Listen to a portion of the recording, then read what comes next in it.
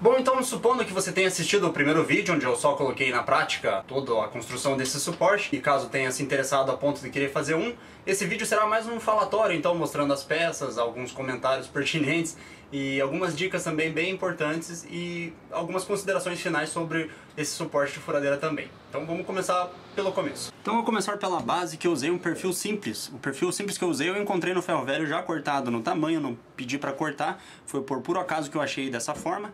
E você pode usar um outro também, mas eu recomendo que você use um perfil mais resistente do que esse aqui. Bom, apesar de parecer um material bem resistente, ele sofreu algumas oscilações, principalmente nessa parte, quando eu fiz alguns testes nele, né? Então não foi à toa que eu soldei essas cantoneiras de 1 1/4 em toda a volta e essa chapinha aqui por baixo, para poder dar uma maior resistência nessa área aqui. Quando eu imprimia certa força na furadeira em materiais mais densos ou madeiras mais duras, ele trabalhava um pouquinho esse meio e dava uma diferencinha no final do furo.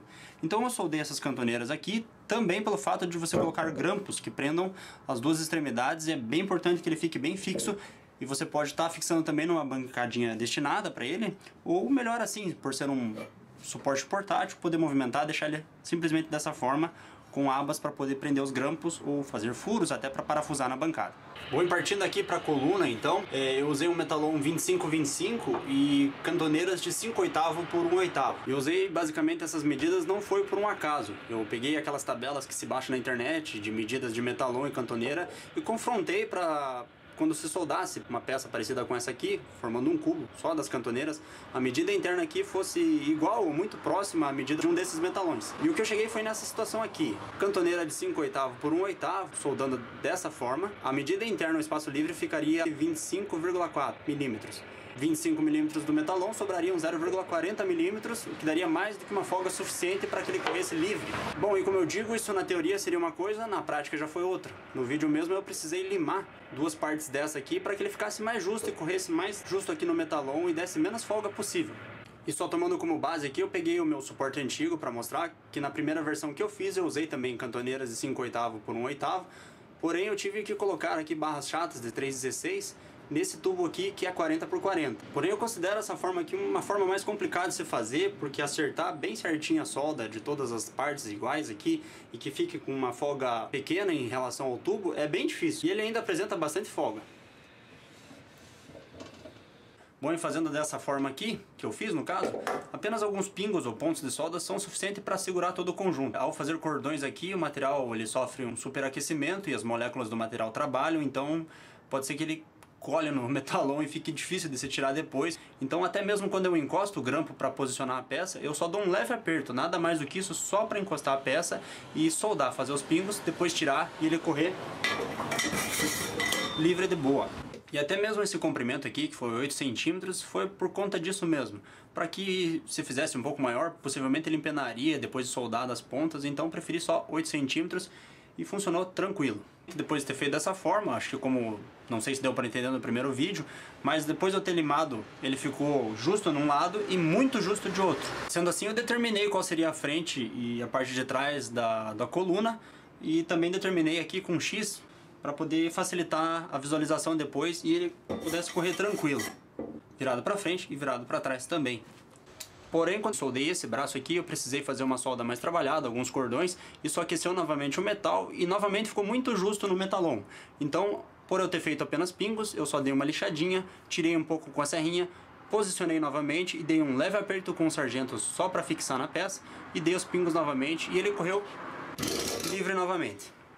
Bom, para que possa garantir que seu suporte fique o mais preciso o suficiente, é imprescindível que esse corte do metalon e esse corte aqui dessa barra retangular seja o mais reto possível, mais no esquadro possível que você puder cortar. Isso no futuro garantirá uma maior precisão do suporte. E para fazer a ligação da coluna até a furadeira, eu usei essa barra retangular de aço carbono 30-20 de 2 milímetros de espessura, e o material, por ser aço carbono, dá bastante facilidade ao soldar aqui com a cantoneira. E a medida de 30 milímetros aqui também favorece com as de 30 milímetros da cantoneira, pois fica bem alinhado depois para as futuras peças que serão empregadas aqui. Diferente da primeira versão que eu tinha feito, eu usei outro acessório para prender o pescoço da furadeira. Porém eu vou comentar só um pouquinho desse primeiro aqui, sobre essa peça. Com essa peça eu achei num ferro velho também, Isso foi muita sorte e ele dava praticamente o diâmetro certinho da minha furadeira. E quando eu resolvi fazer um suporte desses mostrando para vocês, eu também corri atrás de algumas informações sobre essa peça para que pudesse ser usada. E eu fiquei sabendo que isso aqui se trata de um mancal bipartido de polímero e é usado na indústria. Eu não sei de qual forma ele é usado na indústria, o que eu fiquei sabendo é que ele não é uma peça muito fácil de se encontrar, vendida separadamente. Então tinha que buscar outra alternativa para prender a furadeira aí e que fosse de mais fácil acesso a vocês também. E aí é que entra a biela automotiva.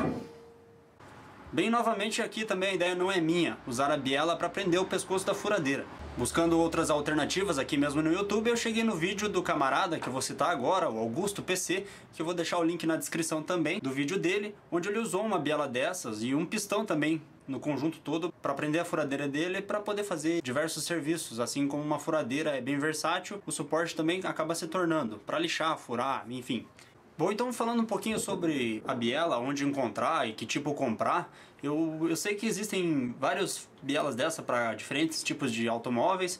Eu sinceramente não sei ao que se refere nenhuma dessas duas aqui, mas em relação ao diâmetro aqui, o pescoço da minha furadeira tem 43 milímetros. Eu medi até umas hobbies que tem por aí e o mesmo diâmetro bateu. Porém, comprar uma biela dessa nova eu não recomendo, o preço não é tão barato e vai ficar inviável para o custo final do suporte. Se trata de uma coisa caseira, então não vamos gastar muito aqui, né? Sendo dessa forma, onde que eu posso encontrar uma biela dessas? Ou num ferro velho, um desmanche automotivo, ou em casas de retífica de cabeçotes e motores automotivos. Lá essas peças geralmente tão ruins de medidas, como eles comumente dizem, já não tem mais o diâmetro necessário para o uso dela, e dar retífica nela fica inviável, então eles preferem sucatear essas peças aqui. Se você der sorte de chegar antes de um sucateiro num lugar como esse, você pode pegar uma dessas aqui até mesmo de graça. Em 3 dessas que eu passei, em casas de retífica, eles me cederam 2 dessas, sem custo algum. E se você der sorte ainda, mais sorte até mesmo de que achar uma dessas em casa de retífica, com uma medida muito parecida, um pouquinho maior até do que o pescoço da furadeira, melhor. Mas no caso das duas que eu consegui aqui, ambas têm 47 milímetros, então eu tive que cortar um pedaço de tubo PVC, fazendo praticamente uma abraçadeira, para compensar essa medida aqui de 43 para 47. Também deu bem certinho, e até no próprio vídeo do nosso amigo lá, ele coloca apenas uma tira de couro para poder fixar a sua furadeira. Se não me engano, lá ele até comenta qual é o modelo da biela, do qual modelo de carro a biela pertencia, que ele usou para poder fazer o suporte dele. Por conta da diferença de materiais entre a biela e aqui essa barra, isso aqui é ferro fundido cinzento, se não me engano, e isso aqui é aço carbono, há uma certa dificuldade de soldar um e outro, eu não tenho tanta habilidade assim, então eu preferi fazer furos e colocar parafusos atravessando e segurando a biela nesse braço. E um desses parafusos aqui até favoreceu para a colocação dessa peça aqui. Apenas para controlar a velocidade da sua furadeira. Caso ela tenha um controle no gatilho, um controle eletrônico, você consegue trabalhar em diferentes materiais de uma forma mais precisa. Para fazer a alavanca eu usei um metalon 2020, claro, eu fiz alguns cortes em ângulo aqui para livrar a furadeira na posição que ela ficou colocada. E essa barra aqui que dá ligação àquela parte do suporte deslizante até a alavanca, eu usei uma barra chata de 3,16. Essa barra chata tem 25 centímetros, eu recomendo que seja uma barrinha mais grossa, no caso, 3,16 ou até acima disso, porque toda a força quando você for imprimir para furar alguma peça vai ser feita nela, então se for mais fina é possível que ela empene na pressão, então é melhor colocar uma barrinha mais grossa como essa aqui, ou até mais do que isso aqui. Para unir todas essas peças eu não usei nenhum cálculo matemático, foi mais na intuição mesmo. Eu só preferi ao deixar essas barras alinhadas, tanto a alavanca quanto essa peça, somar 8 centímetros aqui e fazer os furos, deixando essa barra alinhada. E ao fazer um movimento aqui de sobe e desce, essa barra aqui sofre muito pouca alteração de ângulo, descendo o mais reto possível, ela até imprime uma força maior, acredito eu. Nessa barra aqui, somei 38 centímetros, isso dá uma boa distância, a peça ser furada até a furadeira. Mas no caso você pode fazer mais furos aqui para cima também, aumentando mais o nível de altura da sua furadeira. Todas as peças foram unidas com parafusos de 8 mm, parafusos de aço, e aqui é importante também usar porcas autotravantes com aquela borrachinha azul dentro, para que quando você faça o movimento aqui ele também não fique desafrouxando ali, você ter que apertar toda hora que for fazer o serviço. Para essa parte eu também considero um alinhamento bem importante. E para isso eu usei algumas boas arruelas ali para dar essa distância, essa folga necessária para que ele corra bem alinhadinho. E só para complementar uma dica aqui, mesmo eu já obtendo uma furadeira de bancada, eu optei por fazer todos os furos aqui com uma furadeira manual. Uma forma aí talvez de mostrar para vocês que é possível sim fazer furos precisos com uma furadeira manual, em metal no caso, utilizando de brocas mais finas, para iniciar um furo e depois usando a broca da medida do parafuso e fazendo furos também nos dois lados da barra. Isso garante uma maior precisão. Então marca desse lado, fura, marca do outro lado, fura também e depois atravessa a broca de um lado a outro. Se tratando de custos, eu realmente não fiz uma relação de quanto saiu isso no final, mas eu acredito que sai muito mais em conta do que se comprar um desses industriais. É claro que se você souber soldar e você mesmo for fazer, isso sai bem mais em conta. Você não precisa terceirizar o serviço, que por muitas vezes os serralheiros se desinteressam a fazer esse tipo de trabalho. Outra dica que eu dou é em relação aos materiais, aqui boa parte dos metais, você pode estar encontrando em casas de serralheria, existem muitas sobras nelas, ou até mesmo em casas que vendem artigos para serralheiros. Lá eles vendem também matéria-prima, no caso as barras, e vendem até em pedaços. Então você não precisa comprar uma barra inteira para usar apenas 30 centímetros. E falando aqui dos suportes industriais, eu realmente não posso comparar um e outro, qual é o melhor ou qual deixa de ser, porque eu realmente nunca tive a oportunidade de usar um desses. O fato é que eu vi muitos comentários desfavoráveis em relação a folgas no eixo dos industriais, e talvez isso tenha me levado a construir um desses aqui.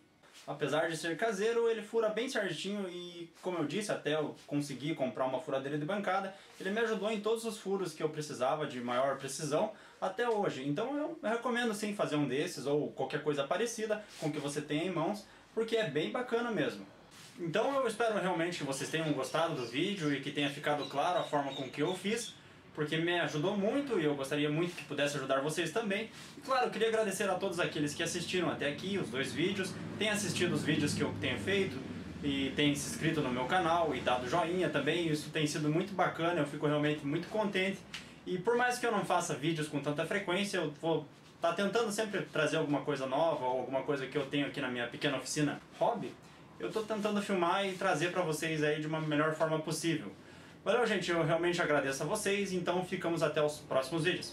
Muito obrigado!